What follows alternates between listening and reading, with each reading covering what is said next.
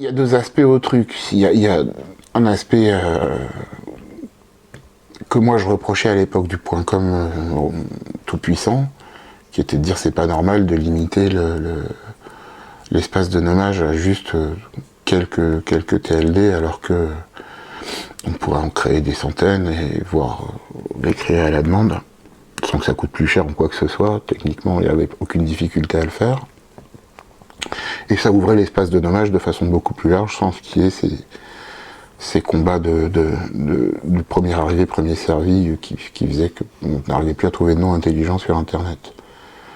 Manque de bol, la façon dont ça s'est fait, cette ouverture de l'espace de nommage, a été faite uniquement pour gagner encore plus d'argent, plutôt que de faciliter la vie des gens, du coup, de pousser les entreprises, non seulement à avoir leur propre TLD, là, on est dans la caricature, mais plus à s'enregistrer dans tous les TLD possibles, voire y compris dans des TLD dont on n'a aucun avec lesquels on n'a aucun rapport, juste pour éviter que quelqu'un d'autre crée son site dans ce TLD, genre je pense au .sex ou autre, où il faut créer son nom parce que sinon on s'expose à avoir un site porno qui utilise le même nom que son.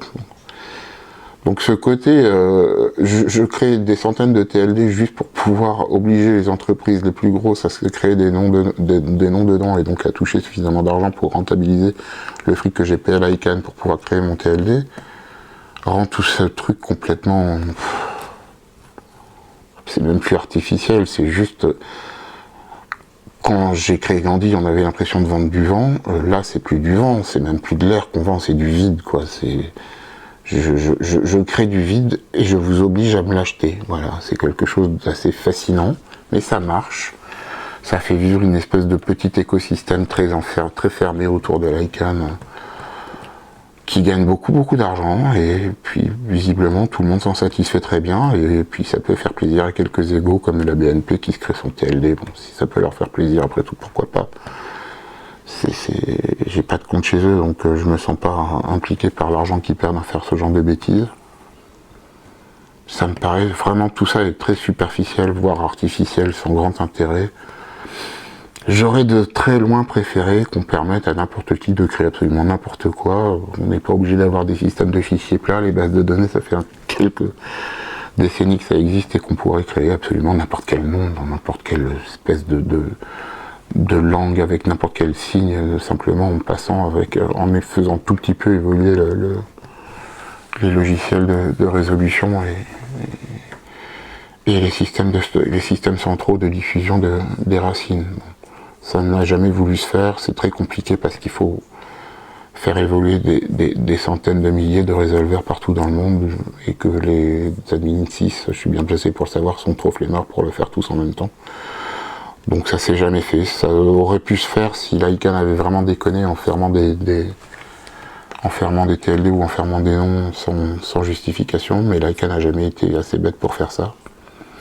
Et donc pour pousser à la fois les devs et les admin 6 à changer de système, à créer un truc complètement décentralisé et à donc réduire l'ICANN à ce qu'il n'aurait jamais dû cesser d'être, c'est-à-dire rien. Tant pis, ça se fera peut-être un jour ou pas. En attendant, ça permet au gouvernement de croire qu'il y a un centre à Internet qu'on peut gouverner. Et puis, tant qu'il s'intéresse à ça, il ne s'intéresse pas au reste et c'est pas plus mal.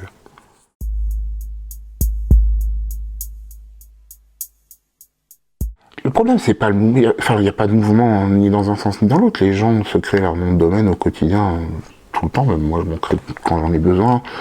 Le fait qu'il y ait beaucoup de TLD permet un peu plus facilement de se créer son propre nom, sauf qu'en pratique, on se retrouve très vite devant les tribunaux parce qu'un tel a créé à peu près... Calliopen, pourquoi Calliopen? Au début, c'était Calliope. Hein.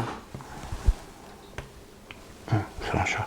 Au début, c'était Calliope, mais Web Agency en France a commencé à vouloir me faire un procès parce qu'elle s'appelait Calliope avec un K. Et donc voilà, alors, on a eu beau lui dire, on n'est pas une web agency, deux, on n'est même pas un concurrent, on est juste un logiciel libre, un truc, c'est pas une boîte, enfin il n'y a rien derrière. Non, il faut que vous changiez de nom. On s'en fout de changer de nom, changeons de nom. Mais ça implique que, alors que les noms de domaine, je les avais tous depuis longtemps avec un voire même avant la création du nom de domaine de la boîte en question, mais la marque était préalable par contre.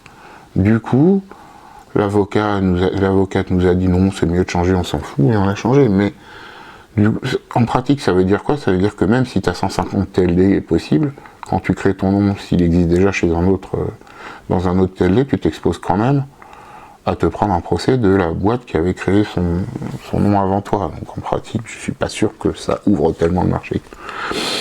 Et encore une fois, c'est pas tellement cette question-là, la question d'ouvrir le marché,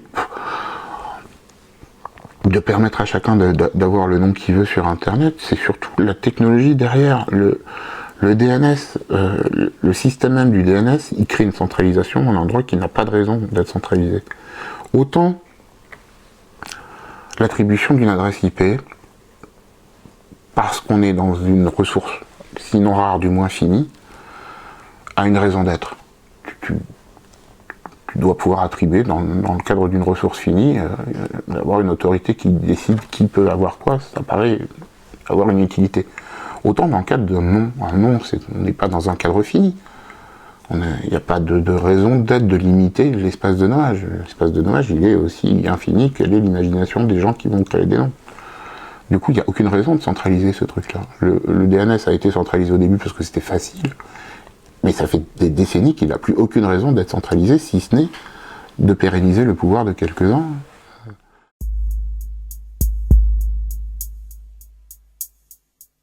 D'abord, il faut beaucoup d'argent pour se créer son propre TLD. C'est très cher, je crois que c'était 300 000 €, il me semble, un truc comme ça. Donc, les gens qui se créent au quotidien des noms de domaine n'ont pas autant d'argent à se mettre dans la poche. Et de toute façon, soit tu crées ton TLD pour toi tout seul et ça te coûte très cher pour quelques noms de domaine, c'est sans intérêt, soit tu crées ton TLD pour que d'autres puissent s'enregistrer dedans. Et pour qu'ils puissent s'enregistrer dedans, il te faut une interface, et c'est cette interface que propose le registraire. Donc il n'y a aucune raison que les registraires disparaissent demain, sauf si on fait disparaître tout le marché.